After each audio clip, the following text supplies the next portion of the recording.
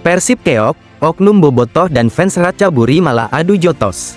Hasil di lapangan sudah pahit, namun drama justru berlanjut di luar stadion. Kekalahan Persib di markas Ratchaburi tak hanya meninggalkan skor, tetapi juga insiden yang mencoreng nama supporter Indonesia. Peluit panjang memang sudah ditiup, namun pertandingan tampaknya belum benar-benar usai bagi sebagian pendukung. Laga antara Ratchaburi FC dan Persib Bandung menyisakan residu ketegangan yang sempat membuat suasana di sekitar stadion mencekam. Begitu masa keluar dari tribun, situasi berubah tegang. Pertemuan oknum bobotoh dengan supporter tuan rumah di area luar stadion memicu gesekan yang tak terhindarkan dan membuat suasana memanas.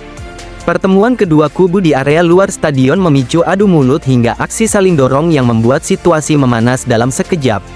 Adu argumen yang awalnya sebatas saling ejek berkembang menjadi kontak fisik. Beberapa orang terlihat terlibat saling dorong hingga nyaris baku jotos. Kondisi ini jelas memalukan di hadapan publik internasional. Insiden tersebut terjadi tak lama setelah laga usai. Ketika emosi masih tinggi akibat hasil pertandingan, kekalahan Persib menjadi pemicu yang memperbesar potensi konflik antar pendukung. Beruntung, pihak keamanan bergerak cepat merespons situasi. Aparat setempat langsung merangsek masuk untuk memisahkan massa dan mencegah bentrokan meluas ke area lain di sekitar stadion. Beri kami kejutan, Jackmania nantikan keberanian Mauricio Souza pasang pemain baru sejak menit awal.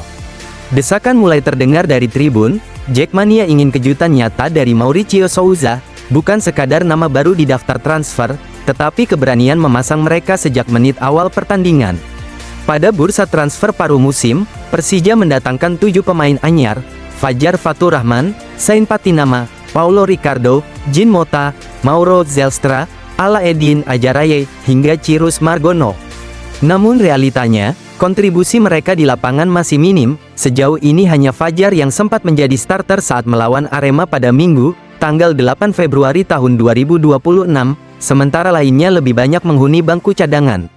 Ala Edin baru mencatat 109 menit bermain, Sain dan Paulo hanya 6 menit, sedangkan beberapa nama lain bahkan belum merasakan atmosfer pertandingan resmi bersama Macan Kemayoran.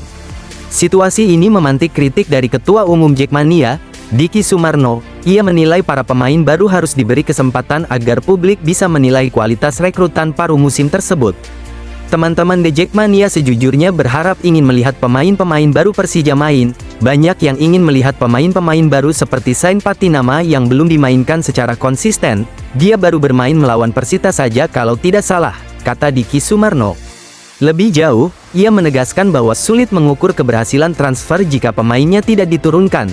Apalagi Persija baru saja kalah 0-2 dari Arema di pekan ke-20 Super League 2025-2026. Jadi, bagaimana kita bisa menilai berhasil atau tidak transfer di paruh kedua ini kalau mereka belum teruji? Jadi, saya berharap setelah ini tidak ada kata lain selain menang di setiap pertandingan, tidak ada seri, kalah, tidak ada urusan, karena targetnya masih juara. Kalau tidak salah kita sudah 5 kali kalah seperti ini, dan, secara teori, kalau sudah 5 kali kalah, sudah agak susah untuk juara. Kecuali ada hal-hal lain yang terjadi.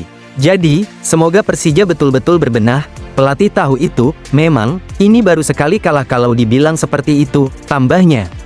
Kini tekanan ada di tangan Mauricio Souza. Jackmania menanti keberanian.